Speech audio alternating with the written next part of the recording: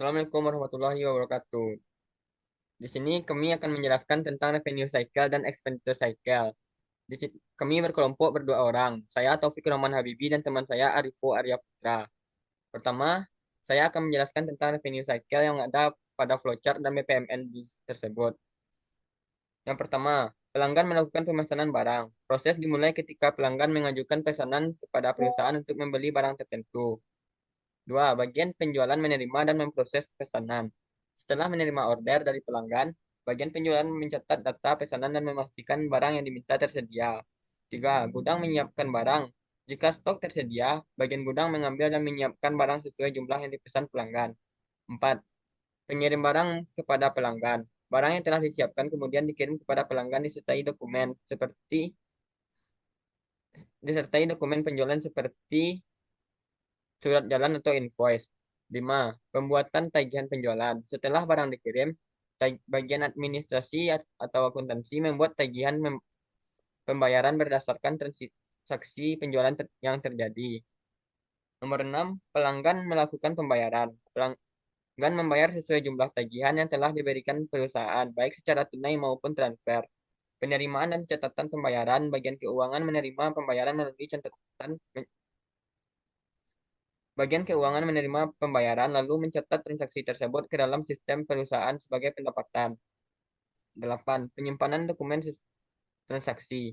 Semua dokumen seperti pesanan pelanggan, invoice, dan bukti pembayaran diarsipkan sebagai data perusahaan. Nomor 9. Proses selesai. Setelah pembayaran diterima dan dicatat, siklus pendapatan atau revenue cycle selesai dilakukan. Selanjutnya adalah expenditure cycle. Baik, selanjutnya saya akan menjelaskan proses pada expenditure cycle di file tersebut menggambarkan alur pembelian barang sampai pembayaran kepada pemasok dilakukan oleh perusahaan Aciakmar. Yang pertama, identifikasi kebutuhan barang. Aktivitas diawali dari bagian gudang yang memantau jumlah stok barang. Ketika persediaan sudah menipis atau tidak mencukupi kebutuhan operasional, gudang menyadari perlunya melakukan pemesanan ulang. Terus pembuatan permintaan pembelian. Setelah kebutuhan barang diketahui, bagian gudang membuat formulir atau dokumen permintaan pembelian sebagai pemberitahuan kepada bagian purchasing bahwa barang harus segera dibeli. Yang ketiga itu persetujuan dan pemesanan barang. Bagian purchasing menerima permintaan tersebut lalu melakukan pengecekan kebutuhan setelah disetujui.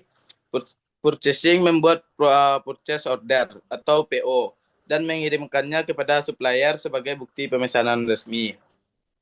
Yang keempat, pengiriman barang oleh supplier. Supplier memproses pesanan sesuai PO, kemudian mengirim barang ke perusahaan Aciakmar. Bersamaan dengan itu, supplier juga memberikan invoice atau tagihan pembayaran. Yang kelima, penerimaan dan pemeriksaan barang. Saat barang tiba, bagian gudang melakukan pengecekan jumlah serta kondisi barang. Pemeriksaan ini bertujuan memastikan barang yang diterima sesuai dengan pesanan pada PO. Yang keenam, pencatatan transaksi oleh bagian akuntan. Invoice dari supplier kemudian diterima oleh bagian akuntansi. Bagian ini mencocokkan data invoice dengan PO dan laporan penerimaan barang agar tidak terjadi kesalahan pembayaran.